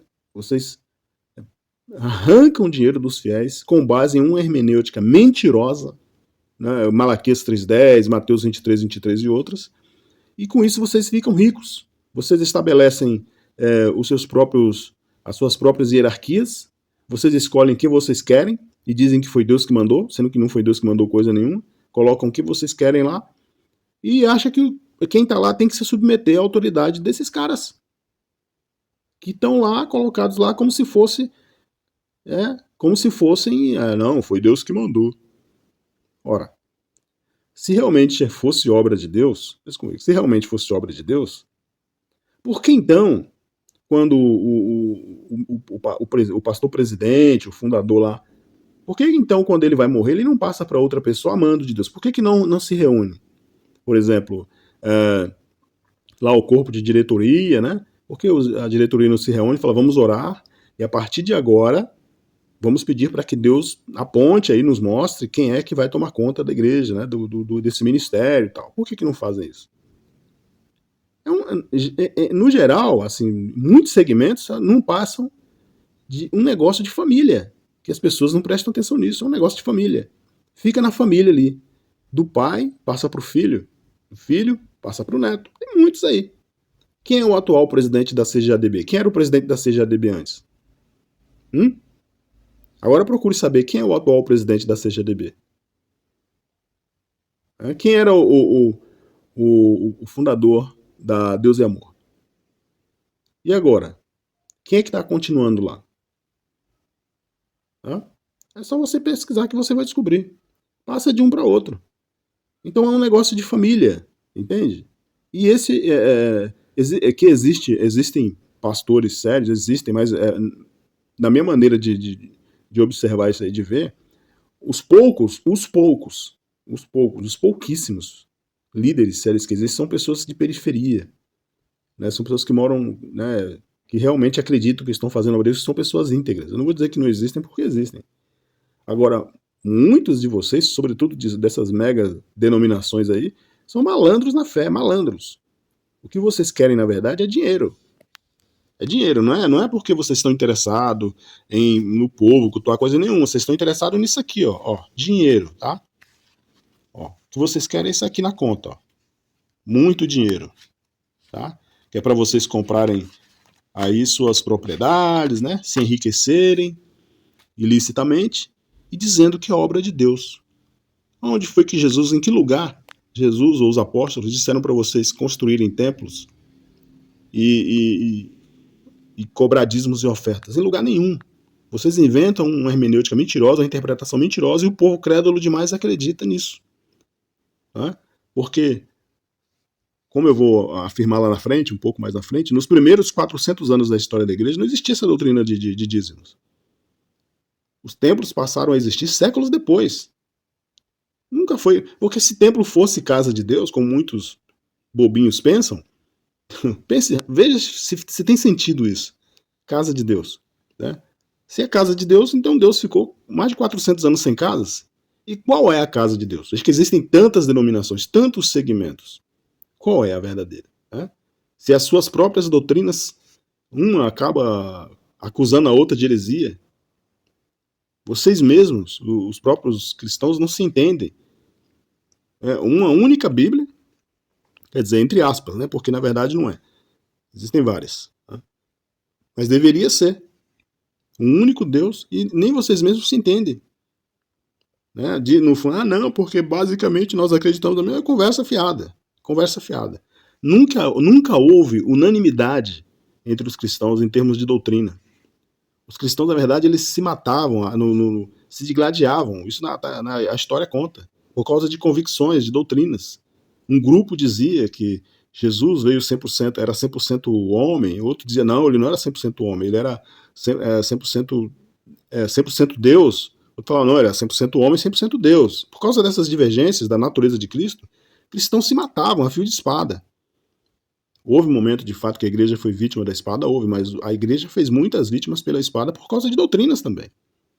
Isso para não falar aqui dos movimentos dos cruzados, que dizimaram vidas inocentes também, e para não falar da Inquisição, né, que matou muita gente por causa de convicções doutrinárias. E aí, quando fala de Inquisição, claro, a Igreja Católica é a primeira, né, a ser apontada, mas também muitos cristãos protestantes também mataram, em nome da fé. Então o problema não é o que vocês colocam na cabeça das pessoas, entende? É o que vocês colocam na cabeça das pessoas. Vocês doutrinam as pessoas, fazem a cabeça das pessoas e usam as pessoas como um elemento para se enriquecerem. Hoje o que manda é o dinheiro, é se enriquecerem, usa o povo como massa de manobra para colocar os seus políticos lá no poder, para defender os interesses da igreja, né? Porque esse apoio aí que é dado aí não é à toa, né? Tem um retorno atrás disso, ninguém é bobo, entende? E muitas outras coisas. Eu poderia citar aqui outros motivos pelos quais muitos cristãos têm se afastado das denominações. Muitos outros.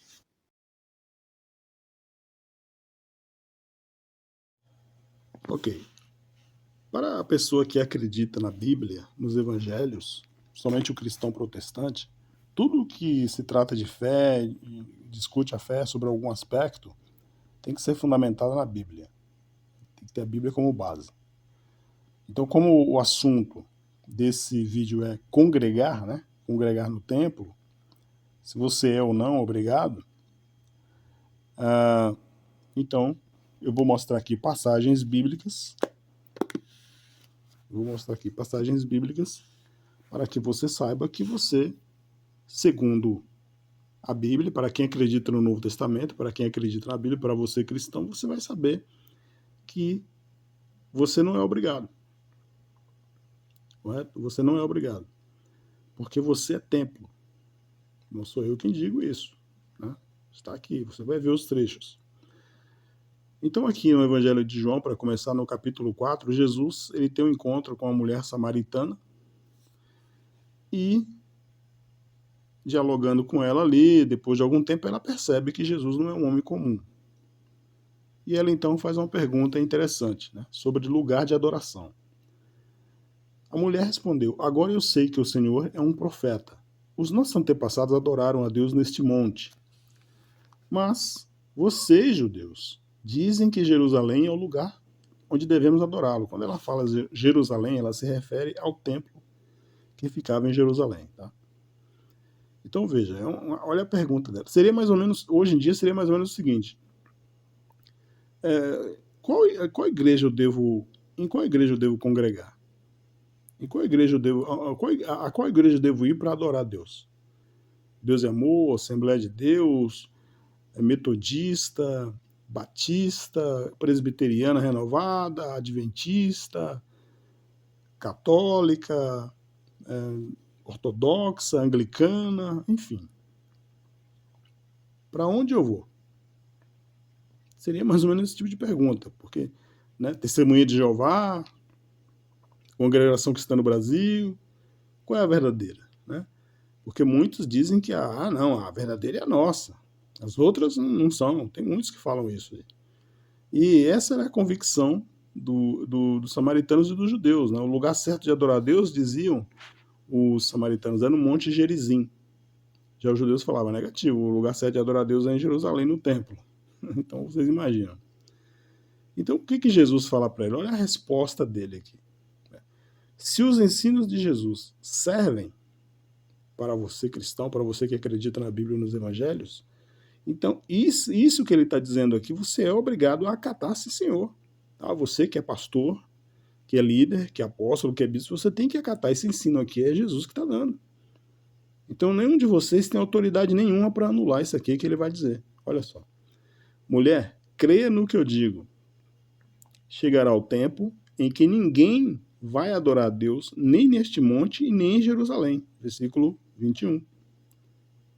No versículo 23, ele continua e diz assim: mas virá o tempo, e de fato já chegou, em que os verdadeiros, observe, os verdadeiros adoradores vão adorar o Pai em espírito e em verdade. Pois são esses o que o Pai quer que o adorem. Deus é espírito. E por isso os que o adoram devem adorá-lo em espírito.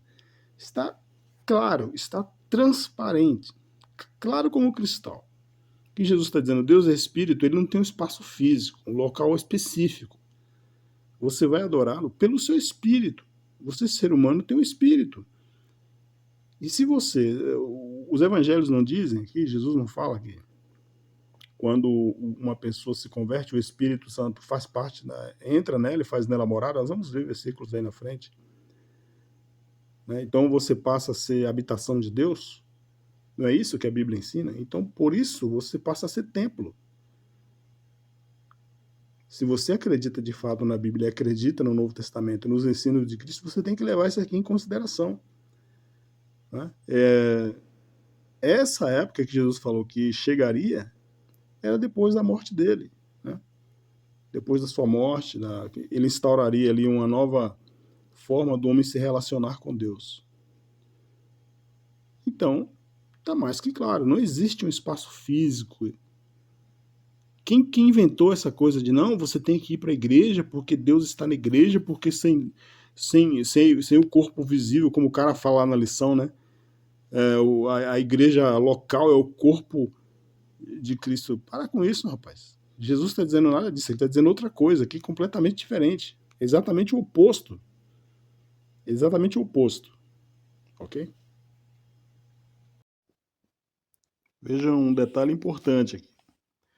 No livro dos Atos dos Apóstolos, capítulo 6, a partir do versículo 13, essa parte B do versículo diz assim: Este homem não para de falar contra o nosso templo e contra a lei de Moisés. Nós o ouvimos quando ele dizia que esse Jesus de Nazaré vai destruir o templo e mudar todos os costumes que Moisés nos deu. Então, depois disso aí, o conselho se levantou tal, e Estevão começou a fazer a defesa dele. Um dos detalhes importantes é que depois de Estevão, né, discorrer sobre o seu argumento, falar sobre a história de Israel, muita coisa, ele fala isso aqui, ó. Que Davi teve a ideia de construir um templo para Deus, olha aqui, ó. Aqui no comecinho, aqui, te mostrar aqui embaixo. Aqui,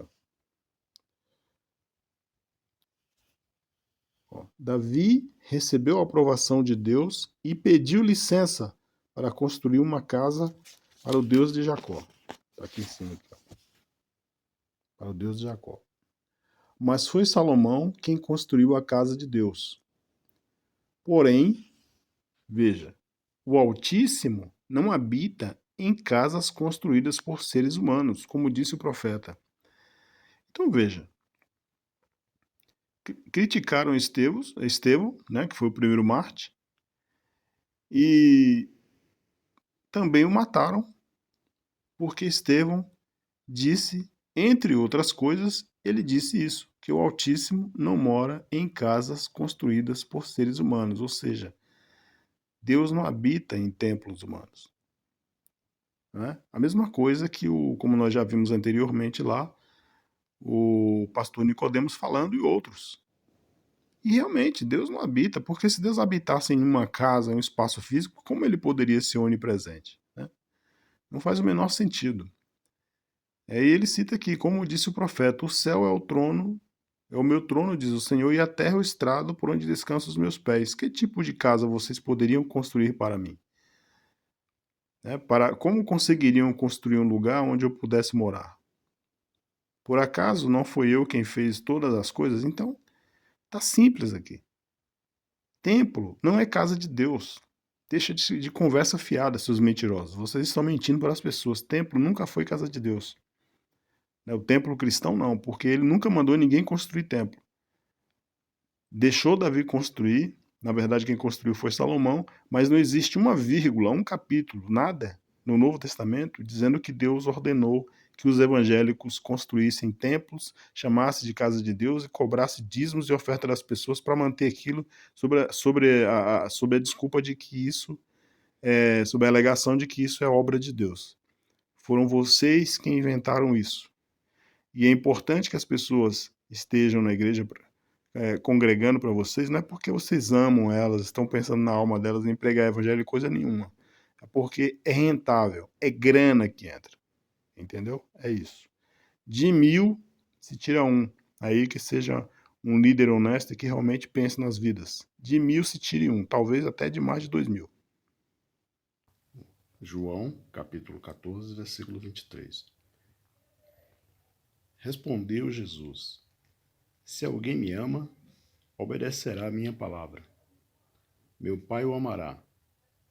Nós viremos a ele e faremos morada nele.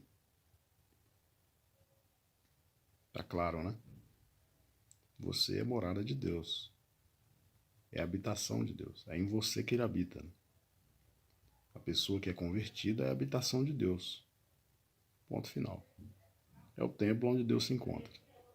Não é Deus não fica lá na parede como já foi dito, né? Naquela construção feita de tijolo e cimento, não. É dentro de você, ok? Primeira carta aos Coríntios, capítulo 3. Vamos ver aqui o que diz o versículo 16. Não sabeis que sois um templo de Deus? Olha só. E que o Espírito de Deus habita em vós? Se alguém destrói o templo de Deus, Deus o destruirá. Porque o templo de Deus é santo, e esse templo sois vós. Então o templo de Deus não é lá a construção, a igreja, entendeu? A basílica, a catedral, seja lá o que for. É você. Apocalipse, capítulo 3, versículo 20. Olha o que diz aqui, ó. Eis que estou à porta e bato. Se alguém ouvir a minha voz e abrir a porta, entrarei em sua casa. Entrarei e cearei com ele e ele comigo. Entendeu, né? Que porta? A porta do seu coração. O convite que o Espírito Santo faz à pessoa para a salvação. E essa pessoa, então, ela abre o coração para Deus. Então, como ele prometeu nos evangelhos, como o apóstolo Paulo mesmo disse que somos templos, você passa a ser templo, porque, olha, se alguém ouvir a minha voz e abrir a porta, isto é, a porta do coração, entrarei aonde? Dentro da pessoa, né? Dentro, no interior, no seu coração, em contato com a sua alma. E cearei com ele e ele comigo. É uma forma de dizer, nós teremos comunhão, teremos relacionamento. Entende? É isso aí. E olha só esses dois versículos. Jesus diz o seguinte: e afirma a vocês que isto também é verdade. Todas as vezes que dois de vocês que estão na terra pedirem a mesma coisa em oração, isso será feito pelo meu Pai que está no céu. Porque onde 2 ou 3 estão juntos em meu nome, eu estou ali com eles. Você entendeu? Onde 2 ou 3 estão juntos em meu nome, eu estou ali com eles. Aqui está falando que esses 2 ou 3 precisa ser o pastor, precisa ser algum obreiro, alguém na sua casa. Não, está falando 2 ou 3. 2 ou 3 pode ser você, seu filho, sua esposa, seu cunhado, seu genro, sua nora, sua mãe, seu pai, seu avô. Onde vocês, qualquer um de vocês estiverem em número de... Não sou eu que estou falando, quem está falando isso é Jesus, ponto final. Então você vai discutir com ele. Se você é cristão e acredita na Bíblia, você tem que respeitar o que está escrito, porque quem está falando é ele. Aonde houverem, em qualquer lugar, onde houverem, não está falando se 2 ou 3 for lá para a igreja A, a igreja B, a igreja C, aí eu vou estar lá. É porque Deus não tem um espaço físico específico, ele é espírito. Ele não habita em templos feitos por mão de homem. Ele não tem um gabinete físico aqui especial para nos ouvir, para falar comigo, falar com você, nos atender. O contato de Deus por ele ser espírito é com o seu espírito, de ponto final. Goste os líderes disso ou não, é verdade. Então, se você quer congregar, congrega tranquilo. Só que é o seguinte, não ache que quem não vai está errado. Se você quer congregar, se você gosta, parabéns. Existem uns ambientes saudáveis ainda, uns ambientes sadios e bons para né, a pessoa congregar, para ir. Não vou dizer que não. Agora, também não vá querer estigmatizar os outros, né? Tirar os outros de endemoniados, de filho do diabo, porque as pessoas não querem ir para a sua igreja. Porque não é assim que a banda toca. Não é isso que Jesus está ensinando aqui. Ok? Eu não poderia encerrar sem citar esse trecho aqui também, porque acredito que tem relação com o que nós estamos falando. Nesse trecho, que está no capítulo 6 do Evangelho de Mateus, Jesus ensina sobre a oração. Hoje em dia, muitos líderes encorajam as pessoas, né, a irem à igreja orar, porque eles acreditam que só na igreja Deus vai ouvir as pessoas. Só na igreja. Só no templo. Só lá no culto. Né, vem orar aqui, vem receber uma oração forte, desencapetamento total, campanha disso, campanha daquilo. Mas veja bem, se realmente Jesus é Deus como os cristãos acreditam, de acordo com aquilo que está escrito na Bíblia, né? Porque está escrito isso na Bíblia, né? E quem está falando aqui é ele, então quem está falando aqui não sou eu, quem estou simplesmente falando algo para você. Eu estou reproduzindo as palavras dele. Ele deu a garantia, ele quem? Jesus, de que você que se diz cristão, que diz acreditar na Bíblia, que diz acreditar em Jesus e que diz acreditar no Evangelho, você tem a garantia que não é nada mais, nada menos que em Jesus que está dando para você. Olha o que ele diz aqui, ó. Quando vocês orarem, não sejam como os hipócritas. Eles gostam de orar de pé nas sinagogas e nas esquinas das ruas, para serem vistos pelos outros. Eu afirmo a vocês que isto é verdade. Eles já receberam a sua recompensa. Mas você, quando for orar, vá para o seu quarto, feche a porta e ore ao seu pai, que não pode ser visto. Entendeu? Lembra que eu falei lá? Eu não, né? Jesus falou que Deus é Espírito. Não são, a própria Bíblia não diz que Deus está em todos os lugares, que ele é onipresente. E Jesus sabe disso, é por isso que ele está aqui mais uma vez ensinando. Você acredita ou não? Aí, porque a impressão que dá é que muitos cristãos não acreditam muito naquilo que Jesus ensina, eles preferem acreditar naquilo que o líder está falando. Mas ele está dizendo aqui, quando você for orar, vá para o seu quarto, feche a porta e ore ao seu pai, que não pode ser visto. E o seu pai que vê o que você faz em segredo, lhe dará a recompensa. Ou seja, vai responder às suas orações. Né? E aí ele continua, nas suas orações, não fiquem repetindo o que vocês já disseram, como fazem os pagãos. Isso aqui ele está falando de reza, né? Como existem hoje. Algumas religiões têm um mantra e tal.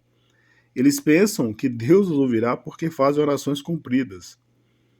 Isso aqui também é outro detalhe importante, porque tem algumas igrejas aí, hoje já não acho que não é tanto assim, mas vamos orar aí por 2 horas, vamos orar a noite toda. Eu congreguei em uma igreja uma certa vez que uma pessoa se determinou a pedir ao pastor para que estabelecesse uma oração para que a igreja orasse até Jesus voltar. Imagine, né? Mas Jesus está dizendo aqui que não é pelo muito falar que o homem será ouvido. Então, eles pensam que Deus os ouvirá porque faz orações compridas. Então, se você se diz cristão, né, que acredita em Deus e vai fazer uma oração, você tem que fazer uma oração sincera.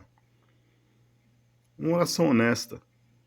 De tudo que nós lemos até aqui, das referências que eu dei, ficou claro que, antigamente, Deus tinha realmente construído um tabernáculo. A relação dele com o povo de Israel era por meio do tabernáculo, daquelas liturgias, o templo que foi construído por Salomão anos mais tarde. Mas conforme nós lemos anteriormente, agora tudo mudou. Com a morte de Cristo e a ressurreição dele, Deus estabeleceu uma nova forma do homem se relacionar com ele. O ponto de encontro agora é o seu coração. Lemos lá atrás, que o próprio apóstolo Paulo fala que você é o templo. Então quem congrega, na verdade, é Deus que congrega em você. Faz todo sentido, né? Porque ele habita, segundo o que está escrito, o que nós lemos, ele habita no coração daquele que o recebe, que acredita nele. Gostaria de finalizar dizendo para você o seguinte: tenho plena consciência de que não é por causa de um vídeo desse que as pessoas vão deixar de ir para a igreja, vão deixar de congregar, vão deixar de prestar seus cultos. Eu sei disso. né? Isso aqui não é uma bala de prata que vai simplesmente dizimar. Eu não tenho esse poder, né? Não tenho esse poder, não tenho tanta influência assim. Esse vídeo foi feito com a finalidade apenas de instruir um pouco mais as pessoas, abrir os olhos, esclarecer sobre certos pontos de vista, sobretudo para aqueles que se dizem cristãos, que se dizem servir a Deus, mas que são preconceituosos, né? Que discriminam e que condenam as outras pessoas que deixaram de congregar. Se você está congregando, se você gosta de congregar, se você gosta da sua igreja, e você acha que você se sente bem lá, tudo bem.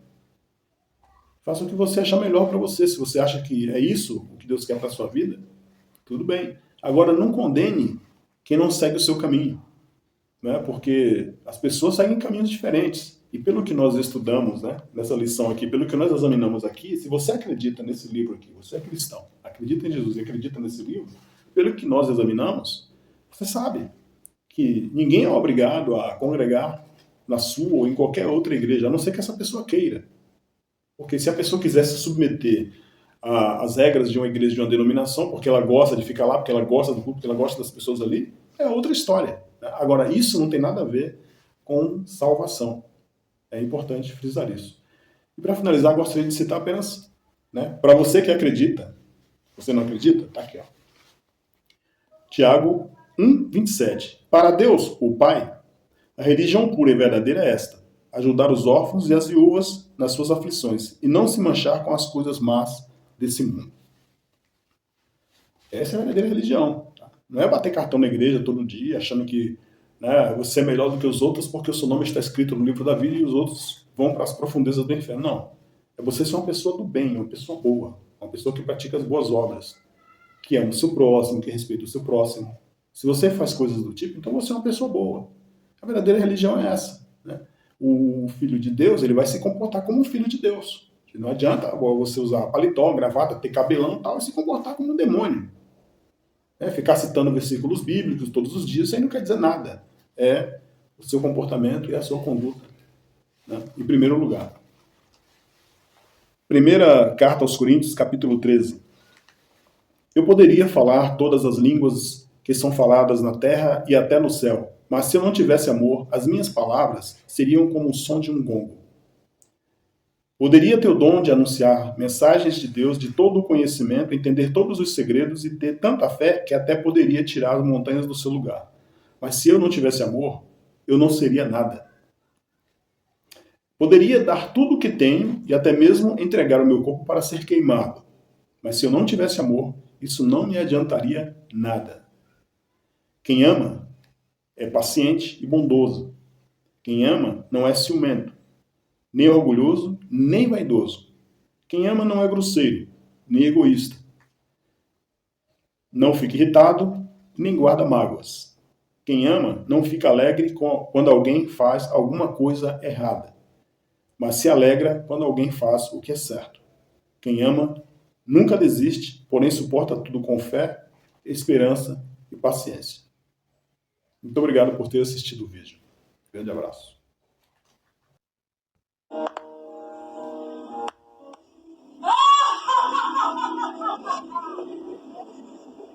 Silêncio! A igreja está dormindo. Não sejam mal educados. Deixem a igreja dormir. Enquanto a igreja dorme, Deus dá sua festa. Filho de Davi, preciso de um milagre. Tem misericórdia de mim.